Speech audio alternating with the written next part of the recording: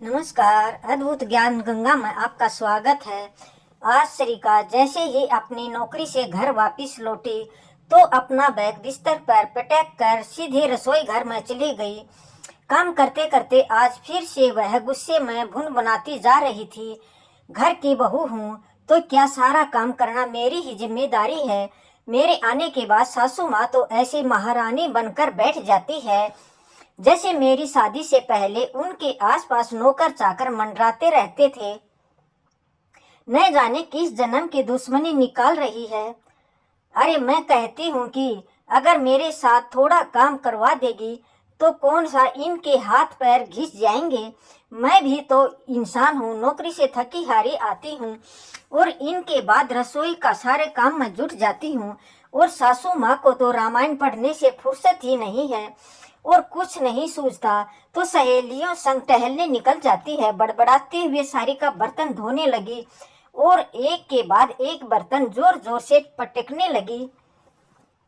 बहू के गुस्से का कारण रंजना जी भली भांति जानती थी, परंतु वह भी आखिर कितनी देर तक काम करती। सुबह से लेकर शाम तक घर का सारा काम करते करते वह भी थक जाती थी, इसलिए शाम के समय वह केवल अपने लिए कुछ वक्त निकालती थी। दरअसल सारिका आज के जमाने की एक मॉडर्न लड़की थी, पढ़ी लिखी भी अच्छी थी। उसका सपना था कि वह पढ़ लिखकर एक आत्मनिर्भर महिला बने, इसलिए पढ़ाई लिखाई समाप्त होते ही उसने नौकरी के लिए आवेदन देना शुरू कर दिया था। और जब रंजना जी के बेटे आकाश के साथ उसका विवाह तय किया गया तो उसने ये बात सबके सामने साफ साफ जाहिर कर दी थी कि शादी के बाद अगर कहीं अच्छी नौकरी मिली तो कोई उसे नौकरी करने से मना नहीं करेगा। इस बात से आकाश को भी कोई इतराज नहीं था, ना ही उसके सास ससुर को इससे कोई आपत्ति थी कि बहू नौकरी पेशा हो। बड़ी हंसी खुशी के साथ विवाह की सारी रस्में पूरी हुई और सारिका इस घर में बहू बनकर आ गई। अपनी नौकरी के लिए सारिका ने कोशिश जारी रखी थी। अभी विवाह के 6 महीने ही हुए थे कि सारिका को एक अच्छी नौकरी मिल गई। नौकरी लगने से सारिका बहुत खुश थी, परंतु रंजना जी ने सारे परिवार वालों के सामने एक बात स्पष्ट तौर पर कह दी कि मुझे बहू के नौकरी करने से कोई इतराज नहीं है, लेकिन अब मैं पूरे घर का कार्यभार अकेले नहीं संभाल पाऊंगी, इसलिए बहू को घर के कामों में भी हाथ बटाना होगा।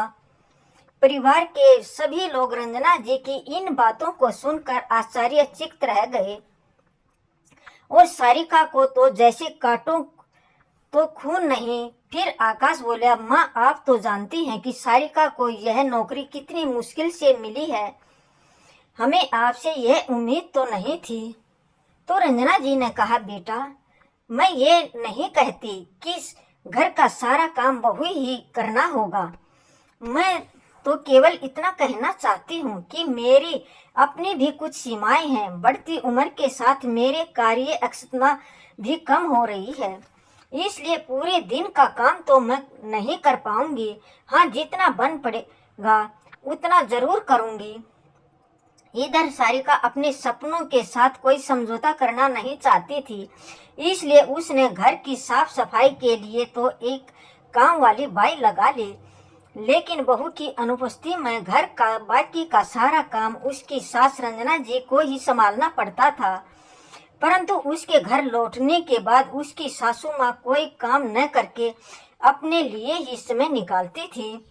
घर लौटने के बाद बाकी का काम सारिका को ही करना पड़ता था और इस बात से वह बहुत परेशान होती थी।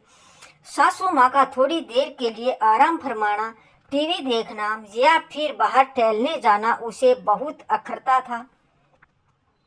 वह जब भी अपनी माँ को फोन लगाती तो बस अपनी सास की बुराई करने लगती। माँ से बातें करके मन का सारा गुबार हल्का कर लिया करती थी। समय धीरे धीरे बीतने लगा। अब उसके विवाह को 2 वर्ष हो गए। अब उसके विवाह को 2 वर्ष होने ही थे। आज सारिका के छोटे भाई की शादी का दिन था। उसकी भाभी भी अच्छी खासी पढ़ी लिखी थी और नौकरी करती थी। बहू को घर में लेकर आने के साथ ही सारिका की माँ ने उसे लाड जिताते हुए कह दिया कि मैं तो अपनी बहू को बेटी की तरह ही रखूंगी। बहू घर में लाने का यह मतलब थोड़ा होता है कि सास हाथ पर हाथ धर कर बैठ जाए और सारी जिम्मेदारियां बहू के सिर पर ही मंड दे। आखिर बहुएं भी तो इंसान होती हैं, वे बेचारी नौकरी करेंगी या घर का काम। मैं तो अपनी बहू को पूरी छूट दूंगी। बहू के सिर पर हाथ रखकर उसे सहलाते हुए सारिका की माँ ने कहा। तो अपनी माँ की ऐसे विचारों को सुनकर सारिका बहुत प्रभावित हुई और अपनी माँ की सोच पर गर्व करने लगी। सोचने लगी, काश मेरा भाग्य भी मेरी भाभी के जैसा होता, मेरी सास भी मुझे समझ पाती, लेकिन मेरी किस्मत मेरी भाभी की तरह कहाँ। मुझे तो बस अपनी सास के हुक्म के अनुसार चलना है। और यहाँ मेरी माँ कितने खुले विचारों वाली है। शादी के बाद सारिका की भाभी ने अगले दिन से ही नौकरी पर जाना शुरू कर दिया। सारिका की माँ भी अपनी बहू की हर सुख सुविधा का ख्याल रखती थी। बहू के तैयार होने से पहले सुबह सुबह सारा खाना बना देती थी, उसे टिफिन पैक करके देती और नौकरी से आने के बाद भी सारा काम स्वयं ही करती। अपनी सास का इतना प्यार देखकर सारिका की भाभी को बहुत अच्छा लगता था। आए दिन अपनी सासू माँ से अपने मन पसंद चीजें बनवाती रहती थी और सारिका की माँ भी उसकी हर फरमाइश को बड़े प्यार से पूरा करती। कुछ दिन बड़े खुशी से बीते, लेकिन धीरे धीरे वक्त का पासा पलटने लगा। दिन भर काम करते करते सारिका की माँ पूरी तरह थक कर टूट जाती थी और वहीं सारिका की भाभी को तो काम करने की कोई आदत थी ही नहीं। सारिका बहुत बार अपनी माँ को फोन लगाती, लेकिन उसकी माँ हमेशा यह कहकर फोन काट देती कि बेटी अभी बहुत काम है, मैं बाद में बात करती हूँ। एक दिन सारिका की माँ जब घर का काम करके थक कर शाम के को बिस्तर पर लेटी तो सारिका का फोन आया। फोन उठाते ही सारिका की माँ ने कहा, हेलो सारिका बेटी, कैसी हो तुम? इतने दिनों बाद माँ से बात करने का मौका मिला तो सारिका फिर से अपनी परेशानियों का पिटारा उठा कर बैठ गई। क्या बताऊं माँ, थोड़ी देर पहले ही नौकरी से थकी हुई घर लौटी हूँ, का काम भी तो करना पड़ेगा। आप तो भाभी को पूरा आराम कराती हो, लेकिन मेरी सासू माँ को तो देखो, मेरी नौकरी से घर लौटने की देरी थी कि तैयार होकर यह कहकर चली गई कि मुझे ब्यूटी पार्लर जाना है। अब इस उम्र में उन्हें सजने संवरने का शौक चढ़ा है। इतना ही समय था इसके पास तो रात का खाना ही बना लेती, मुझे ही कुछ आराम मिल जाता। अच्छा माँ, आप तो अब मुझसे बात नहीं करती। भाभी को इतना प्यार देते देते कहीं अपनी बेटी को भुला तो नहीं दिया? सारिका ने इतने कहने की देरी थी कि उसकी माँ की आंखों से आंसू बह निकले और फूट फूट कर रोने लगी। माँ के रोने की आवाज सुनकर सारिका का कलेजा कांप उठा। क्या हुआ माँ, तुम रो क्यों रही हो? क्या भाभी से कोई बात हुई? बेचैन होते हुए सारिका बोली। फिर उसकी माँ ने कहा, बेटी मैंने तो तेरी भाभी को हमेशा अपनी बेटी की तरह ही माना था। बहू को कोई तकलीफ ना हो इसलिए दिन भर मैं काम में लगी रहती, लेकिन फिर भी तेरी भाभी को मेरी कोई कदर नहीं है। वह तो रसोई की तरफ देखती तक नहीं। मुझे तो ऐसा लगता है कि बस मैं इस घर में एक काम वाली बाई बनकर रह गई हूँ। हर काम के लिए वह तो बस मुझे पर हुक्म चलाती है, खुद तो एक गिलास पानी भी उठाकर नहीं पीती। अरे उसे तो तेरे भाई के लिए भी खाना नहीं बनाया जाता, और यदि सुबह सुबह उसका टिफिन तैयार करने में मुझे थोड़ी भी देरी हो जाती है तो मुझ पर ऐसे भड़कती है जैसे मैं उसकी नौकरानी हूँ। मुझे तो समझ नहीं आता कि मैं क्या करूँ। अपनी माँ की ये बातें सुनकर सारिका स्तंभ सी रह गई।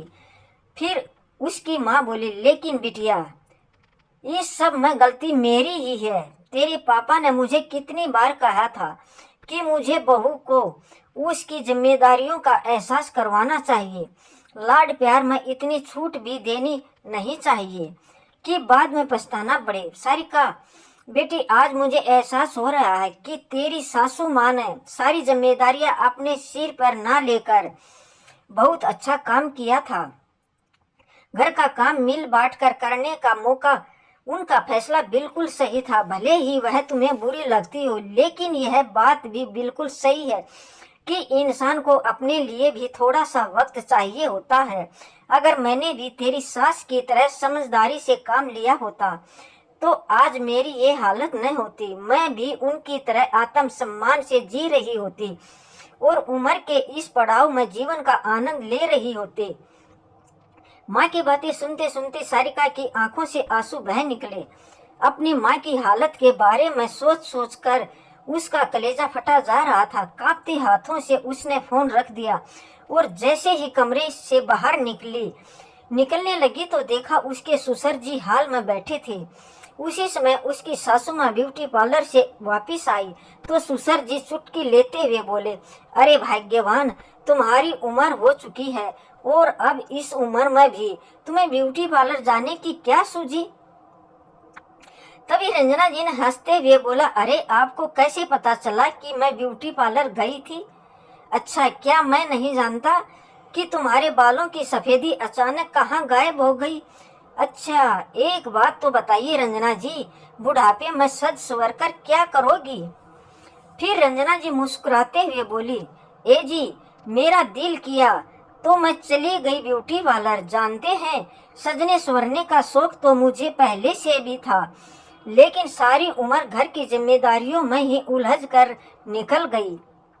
अच्छा, तो बुढ़ापे में अब आप अपने शौक को पूरा करने चली हैं आप? उनके पति ने फिर से उन्हें चिढ़ाते हुए कहा। तो रंजना जी बोली, किसने कहा कि बुढ़ापे में अपने शौक पूरे नहीं किए जा सकते? अरे, यही नजरिया तो बदलने की जरूरत है। उम्र का हर पड़ाव एक नए अनुभव, नई चुनौतियां और नई ख्वाहिशें लेकर आता है। पूरी जिंदगी के हर पड़ाव में हमें तो बस जिंदगी का मजा लेना चाहिए। अच्छा, एक बात तो मैं आपसे कहना ही भूल गई, कल से पार्क में योगा क्लास शुरू होने वाली है। रंजना जी ने कहा। तो उनके पति बोले, अच्छा, तो अब आप योगा क्लास भी अटेंड करने वाली हैं? फिर रंजना जी बोली, जी हाँ, लेकिन मैं अकेली नहीं, हम दोनों। और फिर अपने पति के पेट पर हल्की सी थपकी देकर कहने लगे, तोंद बढ़ती जा रही है आपकी, और ऐसे में मैं फिट दिखूंगी तो लोग आपका ही मजाक बनाएंगे। ये बातें करते हुए दोनों हंस पड़े। अपने सास ससुर की ये बातें सुनते हुए गुस्से की अपेक्षा सारिका के चेहरे पर एक प्यारी सी मुस्कान तैर गई। फिर सोचने लगे कि आखिर मेरी सासू माँ गलत कहाँ थी। शादी के बाद एक औरत को घर की जिम्मेदारियां और अपने बच्चों से वक्त ही कहाँ मिल पाता है, और यदि वे अपने किसी शौक या हॉबी को समय देना चाहती हैं तो इसमें कोई बुराई नहीं। आखिर उन्हें भी तो दुनिया की ताजी हवा के झोंके